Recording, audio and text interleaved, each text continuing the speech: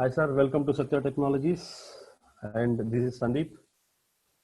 Okay, so before starting the class, let me give the quick introduction of myself.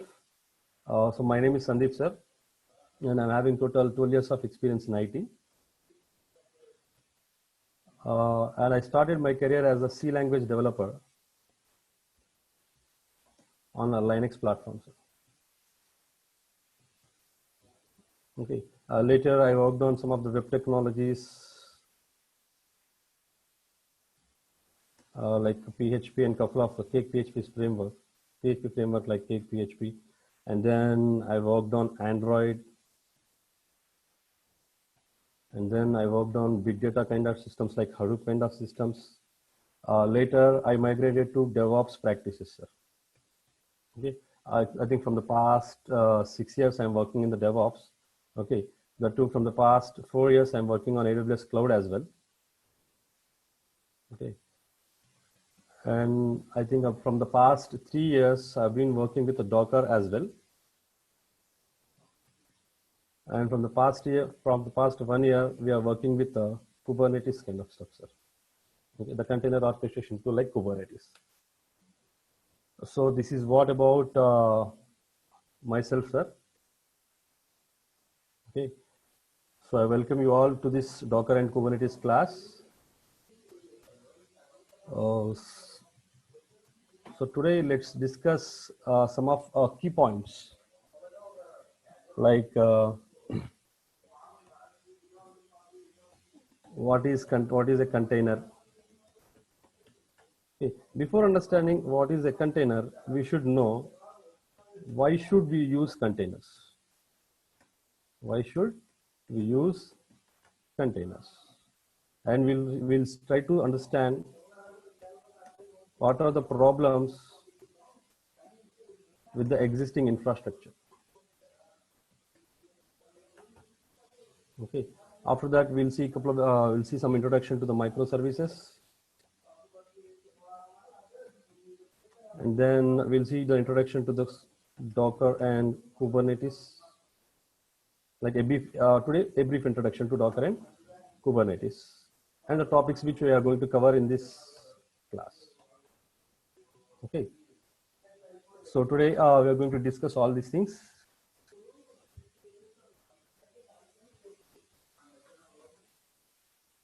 So before learning this Docker and Kubernetes, the first thing you should know is why should we use containers? Okay, so let's try to focus on these things. So what are the problems with the existing infrastructure and why should we use containers? Today, let's focus on these 2 points. Okay. So if you observe the existing IT infrastructure,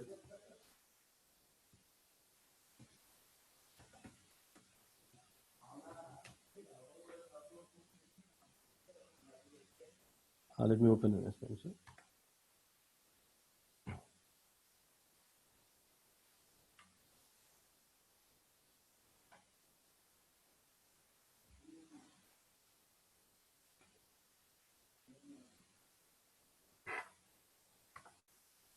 So if you can observe today's IT infrastructure is like every company main goal is that whatever the application they are developing, that application has to reach to the production as early as possible so that they can make some revenue out of it. This is what the main goal of each and every company today. Okay. The main motto of each and every company is whatever the application they are developing, it should reach to the production environment as early as possible.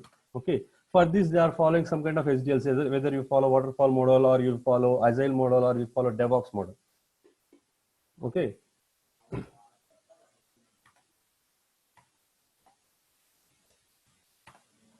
Now, so what are the problems that we are facing that which is causing delay? Sir, just a minute, sir. Some disturbance over here.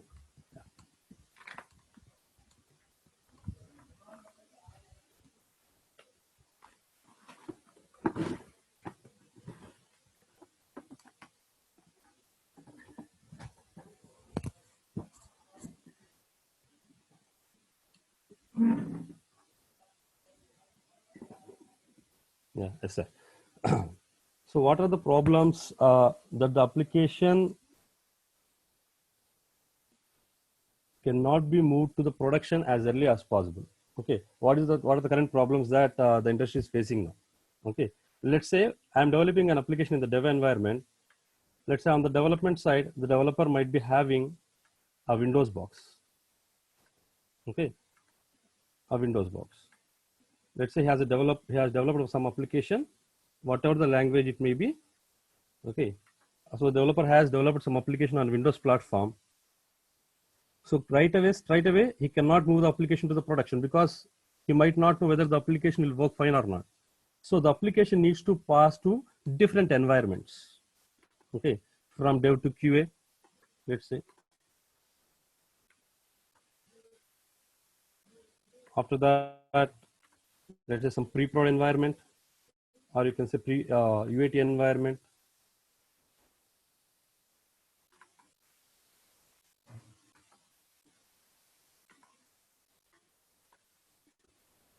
Let's say it as pre-prod environment.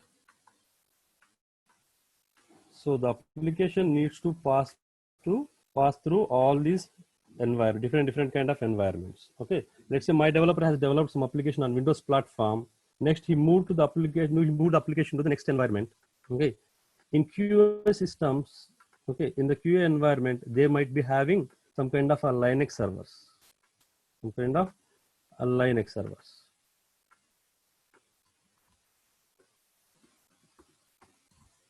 So is there any guarantee that the application which the developer has developed on Windows environment will work fine on Linux environment as well? No, absolutely not, because the software dependencies, the libraries which are supporting on Windows environment are different from the Linux environment. So what the QA team will do? They will send back the application to the dev team back again because it's not working fine on a Linux platform. So what developers will do? They need to raise a ticket and they need to take another Linux box. Okay. So that on top of this, whatever the required libraries that they need to run the application, they will install all those things. So on top of that, they will deploy their application and they will verify where exactly it is causing the error. Okay. Once they make the application is compatible with the Windows and Linux kind of environment, again they will send back it to the QA environment. Okay. So now within the QA environment, the test will get passed, and then they will send to this another environment called pre-prod. Let's assume that in pre-prod there are different set of Linux servers. Let's assume that in QA you have some kind of a Red Hat kind of servers. In pre-prod you might be having some kind of, let's say, Debian kind of systems. Debian servers are there. So is there any guarantee that the application which is working on Red Hat servers that will definitely work on the Debian servers as well? No, absolutely. There is no guarantee that your application will work fine on Debian kind of system. Again, they will send back to this development team by saying that, hey, your application is not working on Debian kind of server. So again, what developers need to do? They need to raise a ticket and they need to take a new server, this time a Debian server. So on top of that, they will deploy their application and they'll make the application is compatible on Debian as well. Next, they will send back to the QA team. But the QA team is not having the Debian system, right? Again, for the QA, on the QA side also, they need to raise a ticket for the Debian system. So on top of that, they will deploy the application and they will thoroughly test the application. It's fine. Next, they will pass to this pre-production environment or say UAT environment. The use cases, the test cases will pass and then they will send back to this production kind of environment. Okay. So in order to make this happen, it is making so much of time. So the application reaching time to the production is very high. But every company wants as early as possible, our application should reach to the production. Their application should reach to the production. That is what their main motto. Okay. So the first problem with existing infra is the application reaching time to the production is very high. Okay, and the second thing, if you can observe by seeing this diagram, okay, you need to maintain so many servers, right? You need to maintain so many servers. Okay, and the second thing is the infrastructure cost. The infrastructure cost, because you need to maintain different kind of flavors of Linux and different flavors of Windows as well, right? So many servers that are required. And the third thing,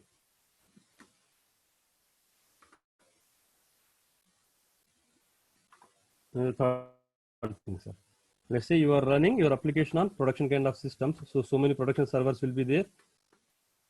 Let's say if I want to reboot the mission, let's say I have done a patch update on my production servers. Okay.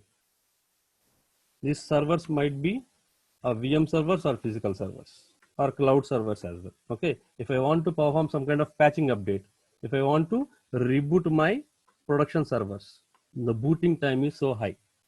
Okay. Minimum it will take a couple of minutes to boot a VM. Okay. Let's assume that we are running with some 10 servers. So 10 into 2 means almost 20 minutes my servers will be maintaining the downtime. That my servers will not be available to serve the application, right? Starting with existing infrastructure, this booting time is so high because we need to maintain uptime of my servers, the maximum uptime, so that my servers will serve the application. Okay. And the fourth thing, sir. And the fourth thing, let's say I'm running with 3 servers. Assume that I'm running with 3 production servers.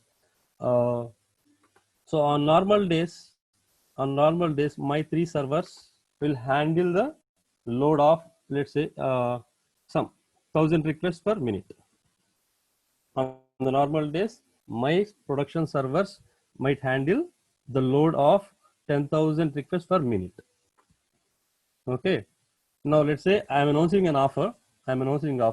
So my assumption is that the traffic through my website will be increased up to some 3000 requests per minute. Some 3000 requests per minute. Okay. So in order to handle all these requests, I have added some more servers to my existing infrastructure. Okay. By all of a sudden, my assumption is I'll get 3000 requests per minute. But due to some XYZ reason, okay, all of a sudden I need to face minimum 10,000 requests per minute. So many users are logging in to my servers to use my application because my production servers cannot handle all the load. So what I need to do? I need to add a couple of servers to the existing infrastructure to handle this kind of requests. Okay. So in order to add new servers to the existing infrastructure, how much time it will take? The first thing is they need to take the VMs. On top of that, they need to set up an OS. Okay. On top of that, if they use any configuration management tools like a Chef, Puppet, or Ansible kind of stuff, any configuration management tool, with the help of the configuration management tool, they need to install the application stack. That means the required binaries and libraries to run the application. On top of that, they need to deploy the application and they need to add all these servers to the existing infrastructure. Okay. Whether these are physical VMs or cloud servers. Okay. In order to spin up a new server, how much time it will take? Okay. At least if you take a VM kind of stuff, at least it will take minimum 20 minutes of time. If you use high-end configuration management tools. Okay. If you take any kind of if you want to spin any kind of a cloud servers, any kind of AWS servers or Azure servers, minimum it will take 5 to 10 minutes. That means in order to add 3 more servers, at least 30 minutes of time you require. Okay, that means for this 30 minutes, my entire servers, my entire production environment servers, they can't able to handle all the requests, so that my entire servers may be crashed because so many user requests are coming. My servers are unable to handle the requests. Okay, so why this problem is coming? So why this problem is coming? So what for the fourth problem, sir? Adding new servers to the existing infrastructure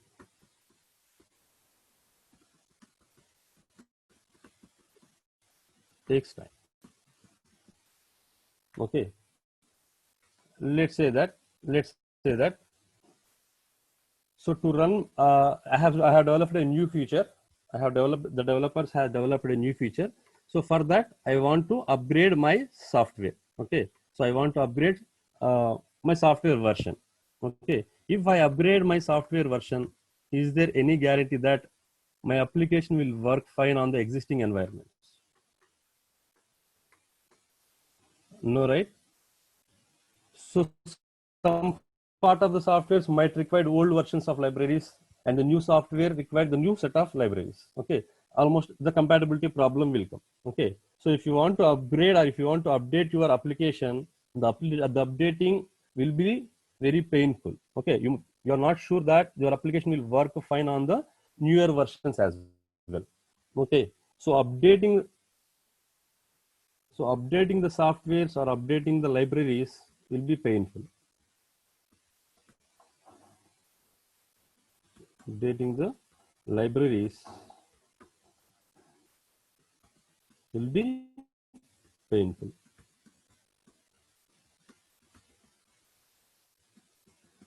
So if you can observe why all these problems are coming, why all these problems are coming and how to overcome all these problems. So the problem here is, if you observe the architecture of any virtual machine, just give me 1 minute. Okay.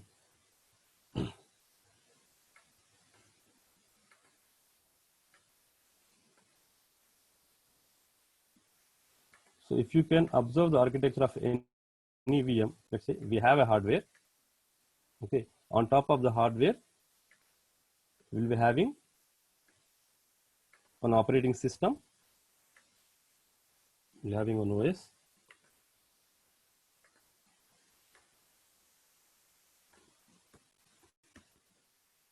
Okay. So on top of the OS, we'll be having some kind of hypervisors.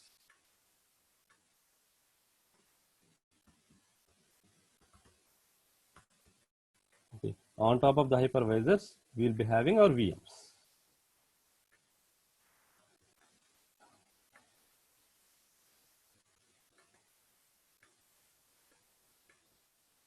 So each VM contains one OS, right?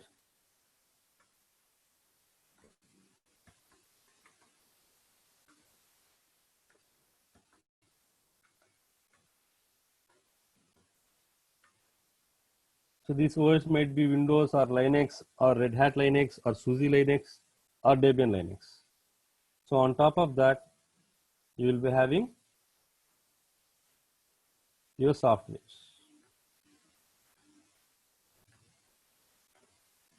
It's some binaries and libraries.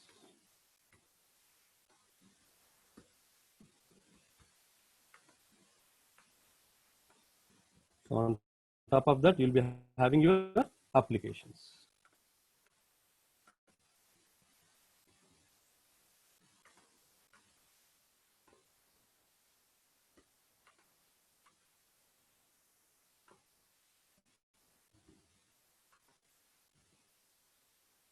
Okay.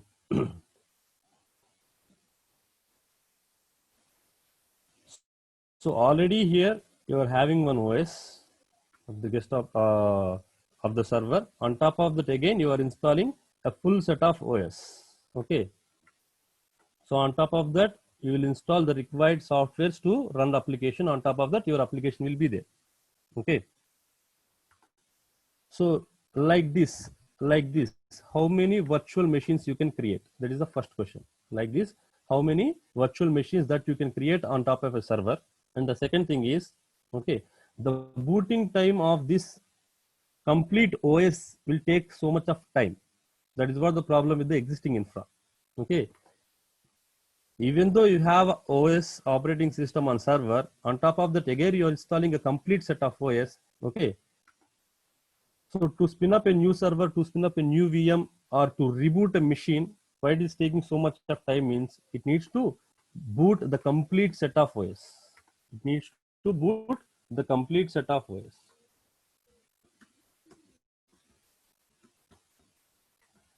Okay, that's why it is taking so much of time in order to reboot. Okay, and there is a limitation for this, like how many VMs that we can able to create. Let's assume that I'm having some 10 TB of hard disk, and let's assume that I'm having some 50 GB of RAM. These are my hardware specifications. So on top of that, I have installed 3 VMs. Let's say I have allocated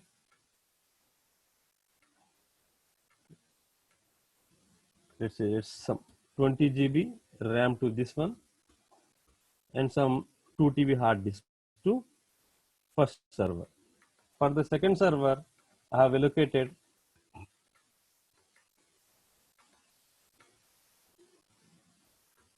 some 15 GB RAM and some 2 TB hard disk. For the third VM, let's say I have allocated some 10 GB RAM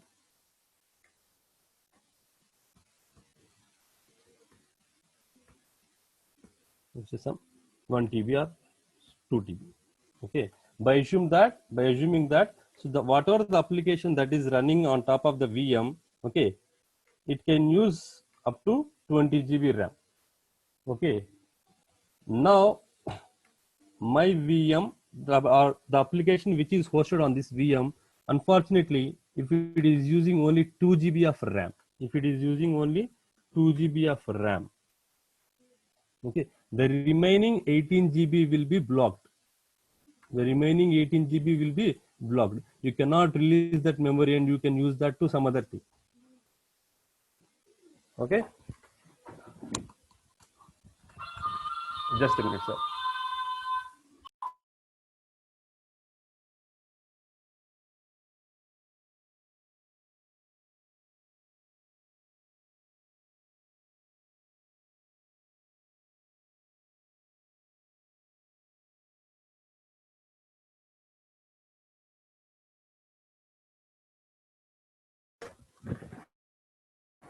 Yeah, sorry, sir.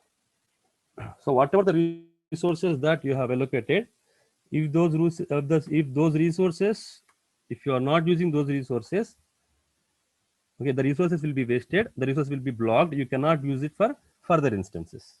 Okay. And the second thing is the booting time will be so high because you need to use the complete set of OS. Okay. Now, how we can overcome these kind of problems? Okay. So here, if you can observe the infrastructure like this, let's say we have a hardware. On top of that, we have an operating system.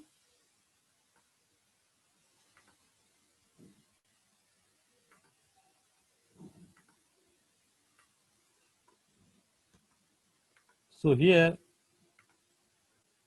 instead of installing this hypervisor, we are going to install something called as a Docker engine in order to create a Docker containers. Okay. Instead of installing hypervisor, here we are going to install something called as a Docker engine. Okay, which will allow us to create Docker containers, which will allow us to create Docker containers on top of your server.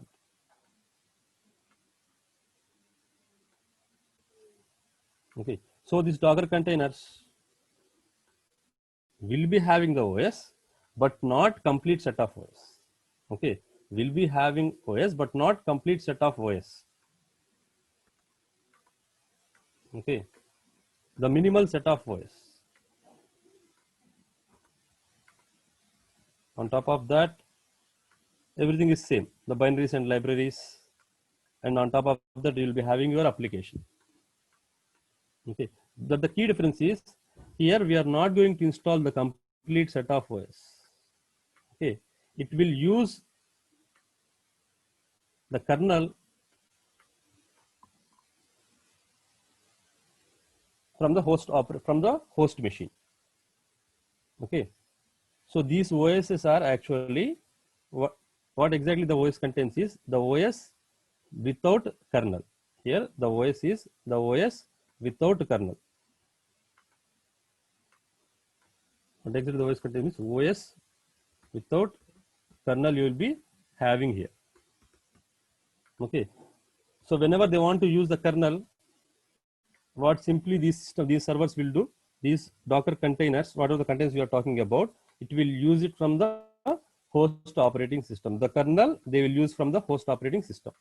Okay, that's why the booting time will be like in a fraction of seconds. You can spin up a new container, or you can spin up if you want to reboot the existing container. Okay, it will be happening in kind of like a fraction of seconds, because you don't need to boot the complete set of OS here. Okay, that means if you want to spin up a new servers, instead of spinning up a new VMs, if you can spin up a new containers, the booting time you can overcome. Okay, whatever the booting time here in the previous diagram you have seen, right? What is the booting time that is taking? Okay, you can overcome the booting time, the long booting time, because your containers it will not contain the complete set of OS. Whatever the OS that will contain is without having the kernel.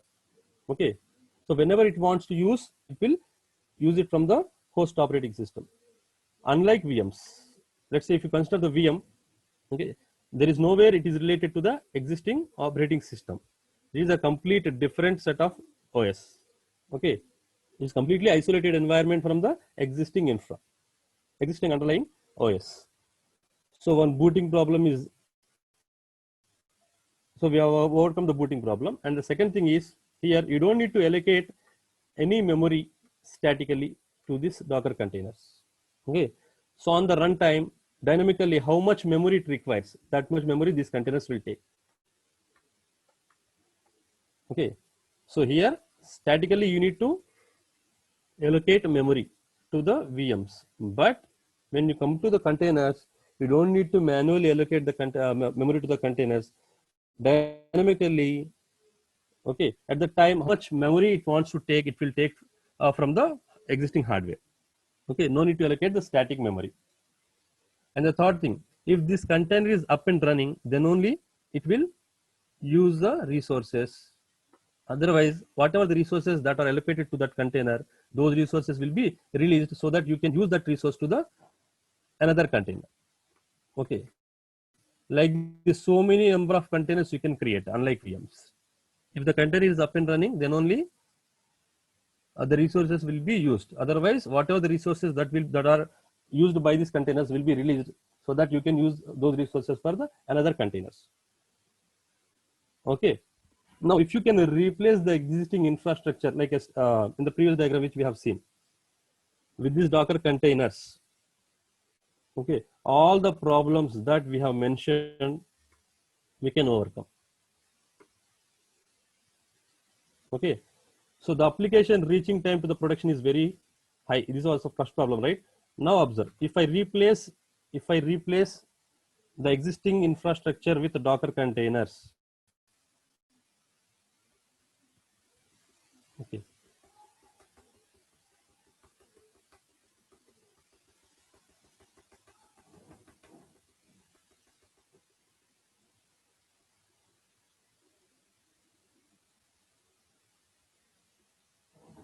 sir, observe, sir. So assume that I wanted to migrate to the Docker containers. Now observe, within my dev environment, now I have replaced everything with the Docker. This is my dev environment, and this is my QA environment. Let's say this is my pre-production environment, and this is my production environment. Okay, now I have replaced everything with Docker. Let's say I have Docker installed in all the boxes. Now, if I want to develop an application, okay, my application will be there. What are the softwares that are required to develop an application? I'll put that softwares here. On top of that, I'll develop my application. Actually, previously, if you compare, okay, only whatever the application that we have developed, we are moving the application from one environment to another environment, right? So now, along with the application, because Docker containers contains the minimal set of OS that we have talked about, right? It will use the underlying operating system. Okay. Now, instead of moving the application, assume that this is my Docker container.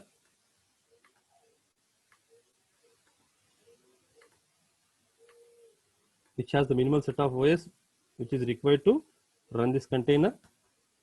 On top of that, you will be having all the dependency softwares.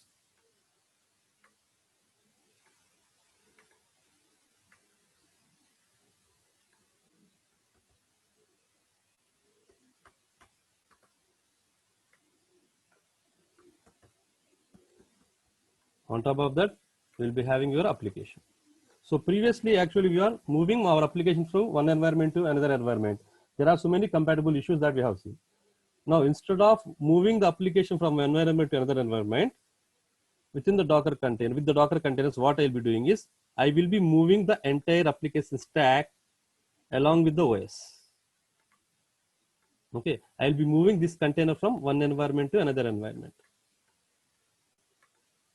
Okay, so if the application is working fine here, the application will work fine in the next environment as well, because whatever the softwares that are required to run the application, I am packaging with that into a container, and then whatever the operating system that is required to run the application, I'm actually bundling all this stuff.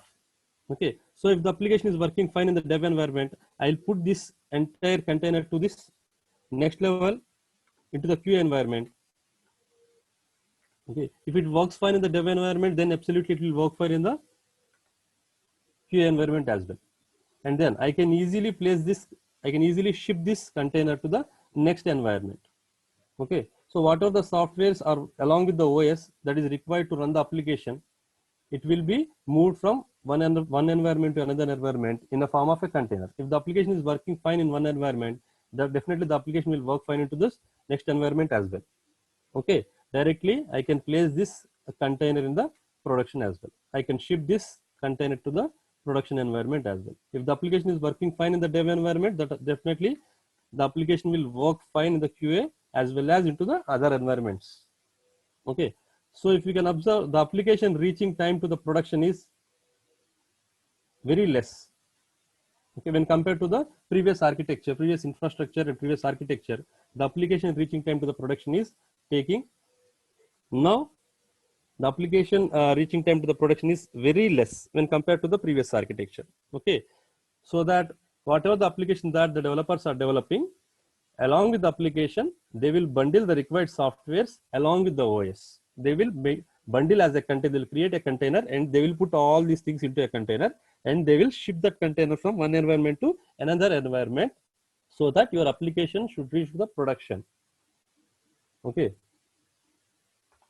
Observe, this is what the, so we can overcome the problem of like application reaching time to the production with the Docker containers. If you can replace your existing infrastructure with a Docker containers, we can overcome the first problem. And the booting time is, we have seen, it is very less when compared to the previous physical VMs. And the infrastructure cost here. Okay, so in order to spin a new VM, you need to have some space allocated in your server. But in order to spin up a new container, okay,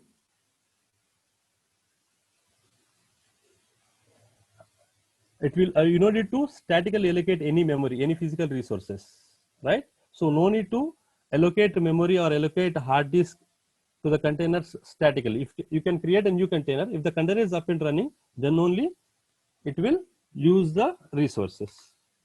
Okay, so adding a new servers to the existing infrastructure actually is taking time. Now adding a new container to the existing infrastructure actually will take less than a minute.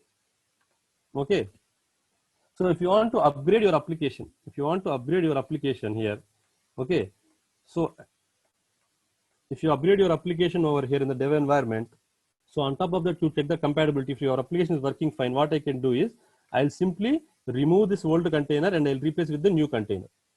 Okay, even though you update your application, the entire thing, the application reaching time to the production is very less, right? So your application is working fine. Even though if you upgrade your container, I can easily ship that container to one environment to another environment, so that your application will reach to the production.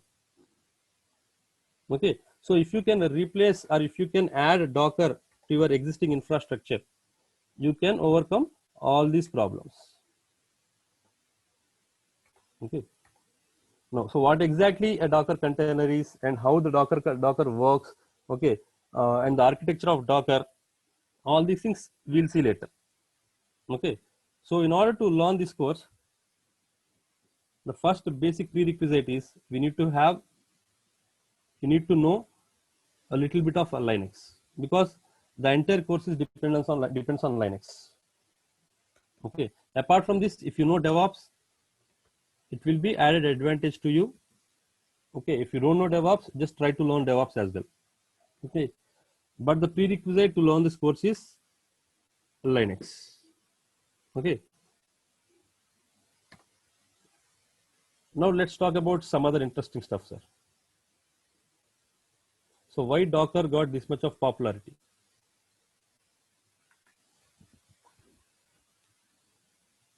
Sir, let's say that you are running a server, you're having a server, on top of that you're having an application. Assume that you're having a server, on top of that you are having your application. Let's assume that you are running some e-commerce application. So many users already logged into your application and they are performing some kind of operations. Okay, few people are on the checkout phase. Okay, so all of a sudden the traffic to your server increased like massively high. Let's say some 10 lakhs users are requesting your application. So what will happen, sir?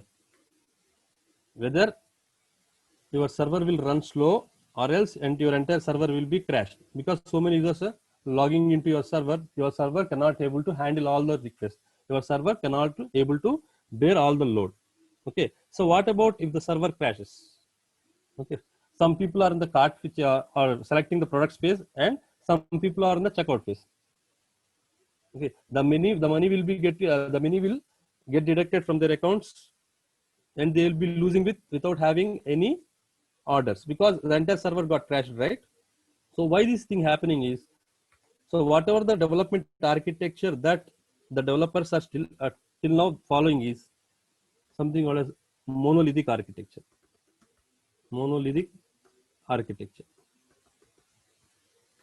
Okay, so till now whatever the developers that they are developing the application, right, they are following something called as a monolithic architecture. They are putting the entire application into a single server. Okay, if something happened to that server, the entire data will be lost. Okay, so what industry has done is, why to deploy the entire application into a single server? Let's split the entire application into different parts, different modules. Let's split the entire application into different parts, different modules, and let's place each and every module into a separate server.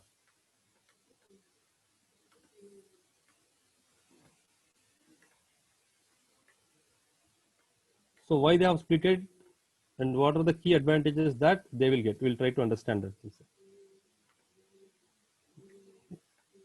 For easy understanding purpose, I'm taking just 3 modules. No, sir.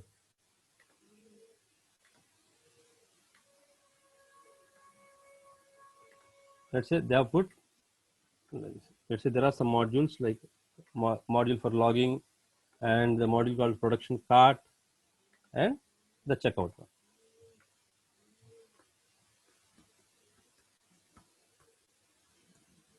Okay. So instead of developing the entire application, instead of deploying the entire application into a single server, what they have done is they have divided into different modules. They have deployed each module into a different server. So this server is responsible to serve the login module, and this server is responsible to serve the production cart, the shopping cart, and this server is responsible for the checkout process. Now observe, sir. So previously, all the users are logging into a single server, right? Now people will actually log into this login server. Okay. Once they logged in, you don't know, like end user, from the end user point of view, we don't know that we redirected to the another server. But internally, okay, we will be moved into this another server, like shopping cart server.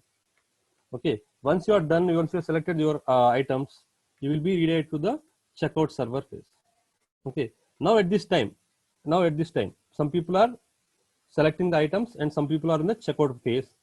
So due to some XYZ reason, so lots of people are making so many requests. Like the traffic to this login server is getting too high, too heavy. Okay.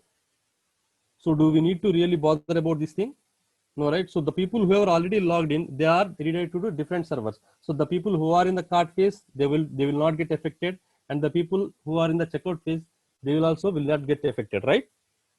So they can the process will be actually they can smoothly check out. So whatever the process that they have done till now, they can easily check out from this checkout server, because the checkout module is actually serving from another server. The cart module is serving from another server. Only the login server will get crashed. Okay. So in order to handle this request, I can add some more servers to this login so that it can handle all the requests, right? So dividing the entire application into different modules and deploying each module into different servers is actually nothing but called as a microservices architecture.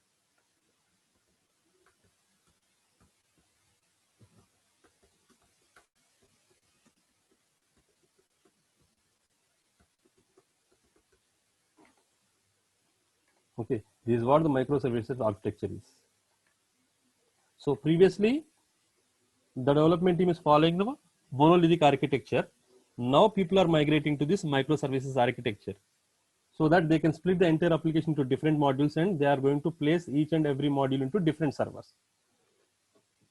Okay. So now, in order to maintain these many number of servers, if you take VMs or physical servers, the infrastructure cost will be very high, right? Very huge. So what if you can replace those VMs with Docker containers? Okay. So all the problems that we are talking previously, right?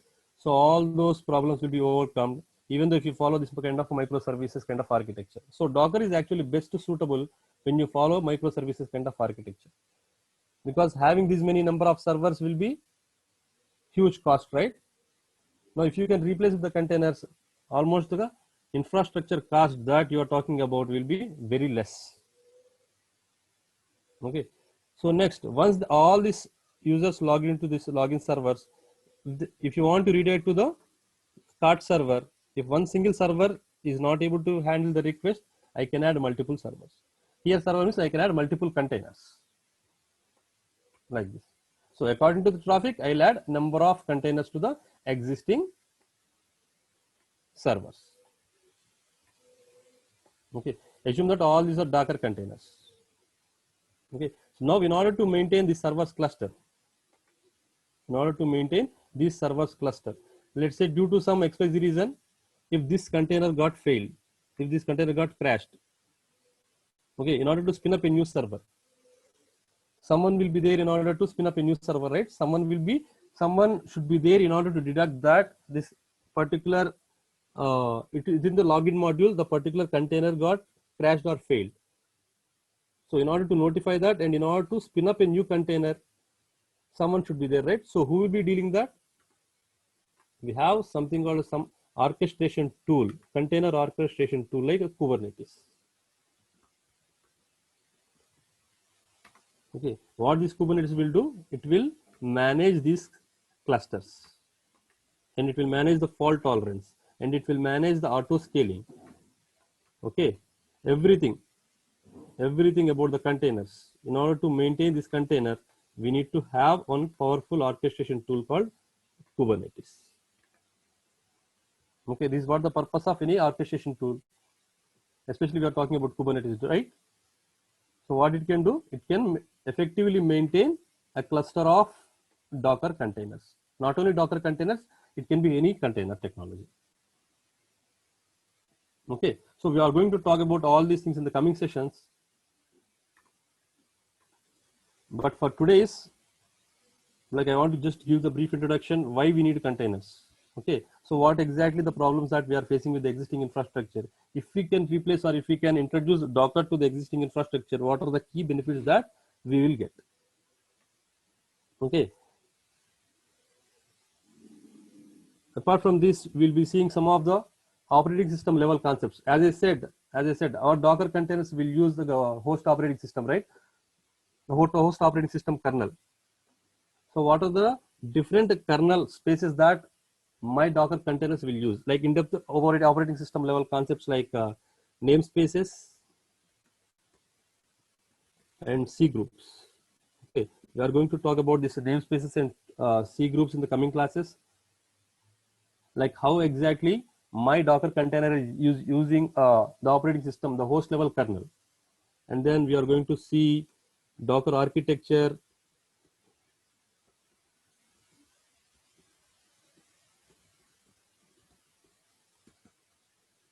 and then we are going to see Docker images, and we are going to learn about Docker containers, and then we are going to learn about Docker volumes, and we are going to learn about Docker networking. Sir, everything we are going to learn in depth, sir. Okay, the complete Docker we are going to learn in depth, because once you can understand like how exactly the Docker container works, okay, then we can go to the Kubernetes part. Okay, how effectively we can maintain these Docker container clusters. Okay, here we'll see how to write Docker files. Okay, everything about Docker, sir. Okay, all these concepts, actually first I'll cover all these concepts in depth. Once you understand these concepts, next we are jumping into the Kubernetes part. So within the Kubernetes, we are going to cover pods, something called as namespaces, volumes, say services. Within the services, load balancer, node port, so many services are there. And then we are talking about something called as nodes. After that, we are going to talk about replica set. So replication controller, deployment, daemon sets, and something called a stateful set. And we are going to talk about jobs and cron jobs. Okay. After that, we are going to talk about ingress controller. Okay. So if I miss anything, I'll just cover in the running classes. Okay. These are the main topics that we are going to cover in the Kubernetes. These are the main topics.